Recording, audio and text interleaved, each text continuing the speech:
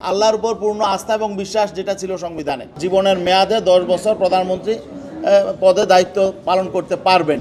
কিন্তু শেষ পর্যন্ত বিএনপি সহ 3টা রাজনৈতিক দল তারা এখানেও ডিসেন্ট দিয়েছে। তো যে কারণে তারা একটা প্যাকেজ আলোচনা চেয়েছে, যে কারণে আসলে এটা সিদ্ধান্ত হয় নাই। পরবর্তীতে 2 দিন পর আবার এটা আলোচনা হবে। তারা এনসিসির বিষয়টা সাথে ইনক্লুড করতে চায় এবং উচ্চকক্ষ সাথে ইনক্লুড করতে চায়। এগুলো নিয়ে তারা একটা সমাধানে পৌঁছতে চায়। এই জন্য আজকে এটা ডিসিশন হয় নাই।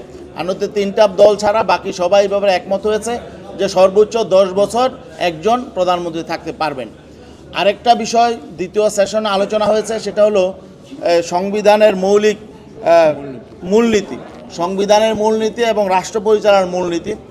এই বিষয়টা যেহেতু এখানে আসলে বিভিন্ন আদর্শের রাজনৈতিক দল আছে, যেহেতু রাজনৈতিক দলগুলোর মধ্যে সবাই একই আদর্শের না, ভিন্ন ভিন্ন আদর্শ, এই জন্য ভিন্ন ভিন্ন রাজনৈতিক দল। যে 72-এর সংবিধানে যে মূলনীতি করা হয়েছিল, এটা আসলে বাংলাদেশের আর্থসামাজিক ধর্মীয় বাস্তবতা সঠিক নয়। এই জন্যে আমাদের এখানে অধিকাংশ দল বলেছে যে এই মূলনীতি পরিবর্তন হতে হবে।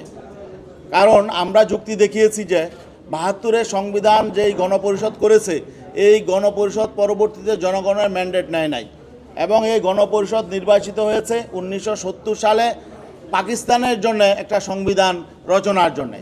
তো পাকিস্তানের জন্যে যেই গণপরিষদ তৈরি হয়েছিল পাকিস্তানের সংবিধান রচনার জন্যে, তারা আসলে বাংলাদেশের জন্য সংবিধান প্রস্তাব করেছে, কিন্তু সেই সংবিধান জনগণের মাধ্যমে সেটা অনুমোদিত হয় না। এই জন্য আমরা বলেছি। এবং আরেকটা বিষয় গুরুত্বপূর্ণ যে সেই 72-এর সংবিধানের মূলনীতির সাথে ভারতের সংবিধানের 3টা মূলনীতি হুবহু মিলে যাচ্ছে: গণতন্ত্র, ধর্মনিরপেক্ষতা, সমাজতন্ত্র। এই জন্য আমরা বলেছি যে বাংলাদেশের বাস্তবতায়, এখানকার ধর্মীয়, সামাজিক এবং জিও পলিটিক্যাল বাস্তবতায় এখানে নতুন করে এই 72-এর মূলনীতি বাদ দিয়ে নতুন মূলনীতি রচনা করতে হবে। এখানে আমাদের সংবিধান সংস্কার কমিশনের সুপারিশ মতে তারা কয়েকটা বিষয় নিয়ে এসেছে সংযোজনের জন্য। সেটা হলো সাম্য, মানবিক মর্যাদা, সামাজিক ন্যায় বিচার ও গণতন্ত্র। তারা এই সংবিধানের মূলনীতিতে এই বিষয়গুলো প্রস্তাব করেছে।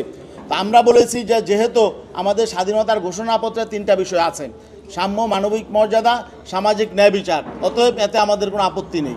তবে যদি গণতন্ত্র এখানে যুক্ত করতে হয়, তাহলে পাশাপাশি এখন RICL TMX, যুগের পর যুগ স্থাপনা থাকে মজবুত। আল্লাহর উপর পূর্ণ আস্থা এবং বিশ্বাস যেটা ছিল সংবিধানে, এটা মরহুম প্রেসিডেন্ট জিয়াউর রহমান তিনি সংবিধানে অন্তর্ভুক্ত করেছিলেন। এটা রিয়েলিটি, এটা সাথে যুক্ত করতে হবে। এটা ছিল আমাদের এবং পাশাপাশি অধিকাংশ রাজনৈতিক দলের প্রস্তাবনা ছিল, এটা জোর দাবি ছিল। এটা এই সংবিধানের এই মূল নীতির বিষয়গুলো ডিসাইড হয় নাই, সিদ্ধান্ত হয় নাই। পরবর্তীতে হয়তো আলোচনা হবে, আর নয়তো যদি আলোচনা করে একমত হওয়া যায় হবে, আর নয়তো গণভোট হবে, নয়তো পরবর্তী পার্লামেন্ট এগুলো ডিসিশন নেবে। আরেকটা বিষয় আমরা বলেছি যে সমস্যার মূল জায়গা হলো নির্বাচন।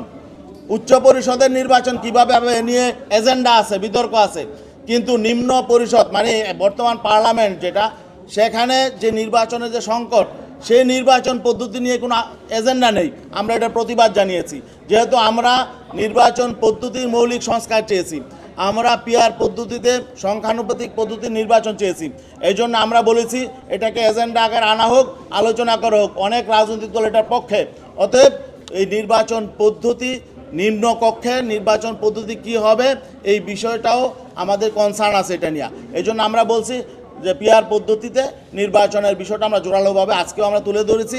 আগামীতে এটা যাতে এজেন্ডা আকারে আসে, এই জন্য আমরা বলেছি। গণতন্ত্রের জন্যে স্বাধীনতা যুদ্ধ হয়েছিল, অন্যতম একটা ছিল গণতন্ত্র, মানবাধিকার। কিন্তু গণতন্ত্রের নামে যারা যুদ্ধ করেছিল তারাই কিন্তু গণতন্ত্রের গলাটি হত্যা করেছে। এর সাথে যারা গণতন্ত্রের দাবিতে তাকে পদচ্যুত করেছিল, তারাও কিন্তু পরবর্তীতে গণতন্ত্র হত্যা করেছে। এই যে 24-এর যে জুলাইয়ের যে অভ্যুত্থানটা, সেখানে কী ছিল? সাম্য, বৈষম্যহীন একটা সমাজ ব্যবস্থা ছিল। আজকের আমরা কি দেখতে পাই? আজকে গতকালকের পত্রিকা এসেছে যে সুইস ব্যাংকে এই বছরের মধ্যে সবচেয়ে বেশি টাকা জমা হয়েছে, 14 টাকা বেশি জমা হয়েছে ওখানে। তো রাজনীতি হলো একটা নীতির রাজা। এই নীতির রাজা বাস্তবায়নের জন্যে জনমতের সঠিক প্রতিফলন দরকার, আর জনমতের প্রতিফলনের জন্যে পিআর পদ্ধতি দরকার। পিআর আজকে অনেকে জানে না পিয়ার কি, অনেকেই জানে না পিয়ারটা কি। পিয়ার হলো সংখ্যানুপাতিক নির্বাচন। সারা দুনিয়ার মধ্যে 91টা দেশে রাষ্ট্রে এই পিয়ার পদ্ধতি নির্বাচন আছে। সেখানে মানুষ ভোট কোনো ব্যক্তিকে দেবে না, ভোট দেবে দলকে। দল যত পার্সেন্ট ভোট পাবে এই আর 3 গুণ সদস্য সে পার্লামেন্টে পাঠাইতে পারবে। বর্তমান পদ্ধতিতে পারলে 60 জন, 1% পারলে 3 জন।